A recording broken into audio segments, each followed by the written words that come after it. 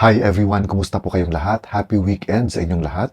At sana lahat kayo ay maayos ninyong ini-spend ang inyong mga weekends ngayon, saan mang parte kayo ng mundo. Trending na trending ngayon, yung Piliin Mo ang Pilipinas na video ni Vice Ganda.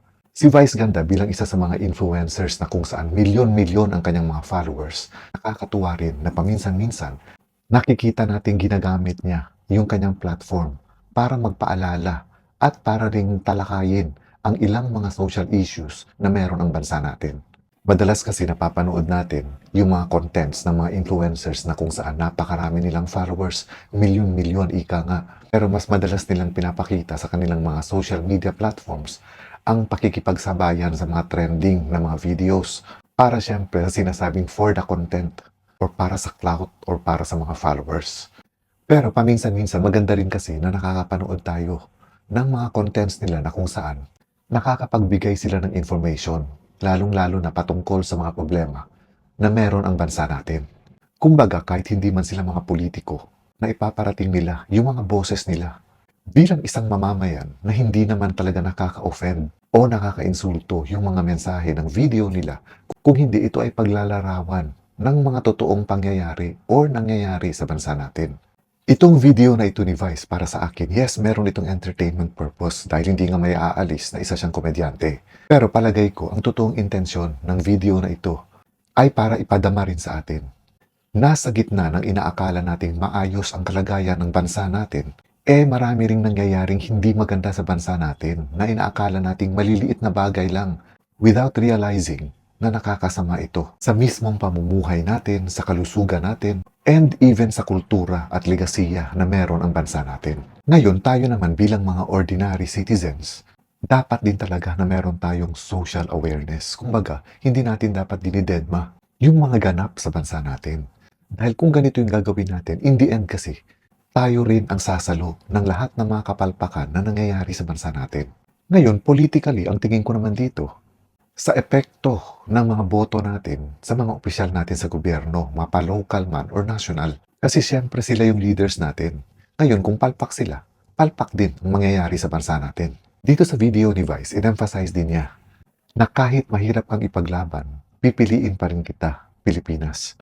Kumbaga, ang gustong iparating ni Vice sa palagay ko sa mensahe niyang ito, na kahit maraming flaws o maraming kamalian, ay hindi pa rin niya ipagpapalit ang bansa niyang Pilipinas at ipagtatanggol pa rin niya ang bansa niya, lalong-lalo na sa mga taong inuuna ang kanilang mga personal na interes. Mapapanood din natin sa video ni Vice ang ilan sa mga social issues na gusto niyang ipaalala sa atin, katulad ng walang kamatayang traffic at yung hirap ng mga commuters, lalong-lalo na pagdating sa pollution, na kung saan sasakay kang malinis sa mga pampasaherong sasakyan pag uwi mo, pakiramdam mo ang lagkit-lagkit mo na dahil sa pollution na dumikit na sa ating mga katawan. Ipinakita rin niya yung protesta ng mga PUV or Public Utility Vehicles na maapektuhan sa modernization program nito. Ganon din yung Torre de Manila na sinasabi na itinuturing na photobomber sa sikat na Rizal Monument natin sa Luneta Park. Nandoon din yung isang resort na kung saan itinayo mismo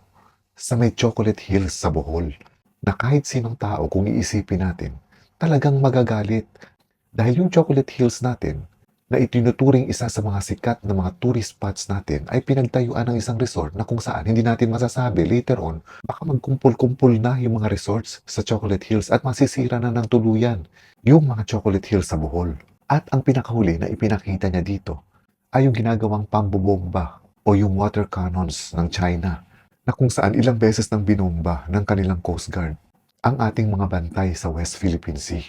So lahat ng ito, maaaring unaware tayo o di kaya aware man tayo pero para sa atin, maliliit na issues lang ito. Pero hindi natin mamamalayan na itong mga maliliit na issues na sinasabi o iniisip natin ay magkakaroon ito ng napakalaking epekto sa bansa natin na magbibigay din ng matinding epekto sa mga mamamayan nito.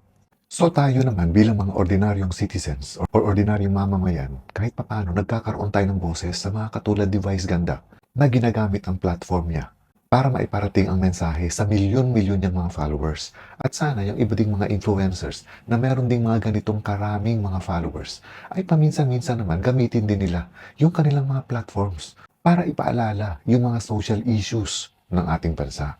Hindi rin kasi tama na ang pinupuna lang natin, lalong-lalo na kay Vice Ganda, na madalas ay nasasangkot sa mga controversies na kung saan madalas pinag-uusapan yung sinasabing di umano'y mga kabastusan niya, mga kalandian niya sa TV. Pero kung gumagawa naman siya ng tama, katulad nitong ginawa niya ngayon sa kanyang platform, ay dapat din siguro na i-recognize natin at i-acknowledge din natin. Dapat hindi tayo maging bias na dahil tao lang din siya, hindi lahat ng ginagawa niya ay tama. Pero hindi rin lahat ng ginagawa niya ay mali. Maganda rin yung ganito paminsan-minsan ay naninindigan sila. Although alam natin hindi ganun kadali ang manindigan lalong-lalo na kung mga social issues ang kanilang ipaglalaban. Dahil sigurado maraming mga bashers. Pero higit pa sa mga bashers, kung ang intensyon nila ay iparating sa milyon-milyon nilang mga followers, ang kanilang mensahe ay napakalaking tulong na ito para sa awareness ng mga followers nila. And for this video, ina-acknowledge ko na talagang maganda itong ginawa ni Vice Ganda. Maganda yung mensahe. Kumbaga, hindi lang ito pagpapakyut, hindi lang ito tungkol sa magagarbong mga damit or gowns, hindi lang ito tungkol sa mga exhibition ng mga makeup, kung hindi talagang may mensahe siyang ipinarating. Kaya kudos kay Vice Ganda sa video niya na ito at sana patuloy pa rin siyang magbigay ng awareness sa mga social issues, lalong-lalo na para sa mga followers niya na wala ng panahon para alamin pa yung mga nangyayari sa bansa nila.